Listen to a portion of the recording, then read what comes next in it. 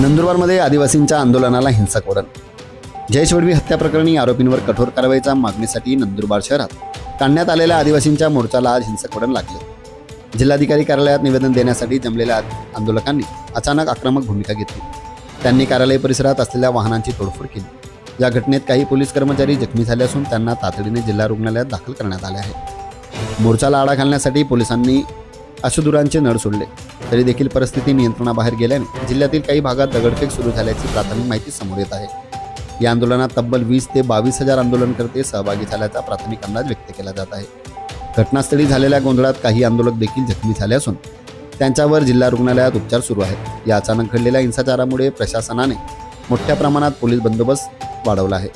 नंदुरबार शहरासह संवेदनशील भागात अतिरिक्त पोलीस तुकड्या तैनात करण्यात आल्या आहेत। तरी देखील शहरात तणावाचे वातावरण निर्माण झाले असून नागरिकांमध्ये भीतीचे वातावरण पसरले आहे। जयेश वडवी यांच्या हत्येनंतर आदिवासी समाजात संतापाची लाट उसळली होती। आरोपींवर कठोर कारवाई व्हावी, दोषींना कडक शिक्षा व्हावी या मागणीसाठी मोठ्या प्रमाणावर मोर्चा काढण्यात आला होता। मात्र शांततेत पार पडणारा हा मोर्चा अचानक हिंसक झाल्याने आंदोलकांच्या आक्रमक भूमिकेमुळे प्रशासनासमोर मोठे आव्हान उभे राहिले आहे। जिल्हा प्रशासनाने नागरिकांना शांतता व संयम बाळगण्याचे आवाहन केले असून परिस्थिती नियंत्रणात आणण्यासाठी प्रयत्न सुरू आहेत।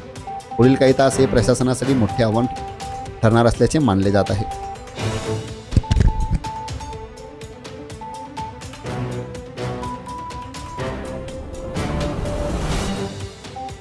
मूक मोर्चा आयोजन काही समाज आदिवासी संघटनांनी केलेलं। त्या मोर्चामध्ये जे काही चार्जड मुलं होते आणि काही असामाजिक तत्व होते, त्यांनी निवेदन दिल्यानंतर जे शासकीय कार्यालयाचे प्रेमाइसेस मधली जे काही गाड्या होती ते तोडफोड करण्याचा प्रयत्न केला। तर त्यांना नाईलाजास्तव आपल्याला सौम्य लाठीचार्जचा वापर करून डिस्पर्स करण्यात आला। त्यानंतर जे रिटर्निंग क्राऊड होती त्यांनी दगडफेक केली आणि त्यांना सुद्धा आता डिस्पर्स करण्यात आला। शहरामध्ये सध्या शांतता आहे आणि पोलीस पेट्रोलिंग सुरू आहे। माझी सर्व नागरिकांना माझी विनंती आहे, जे काही मोर्चा होता तो मूक मोर्चा शांततेत निघावा असे आवाहन करत असताना देखील काही लोकांनी त्याच्यामध्ये चुकीची गोष्टी केल्यामुळे अशा प्रकारची परिस्थिती झाली। तर सर्व नागरिकांना माझी आवाहन आहे, पोलीस प्रशासनाने त्या तपासामध्ये सुद्धा काम केलेलं आहे आणि आता सुद्धा पोलीस प्रशासन सर्व जे काही परिस्थिती आहे त्याला हाताळत आहे।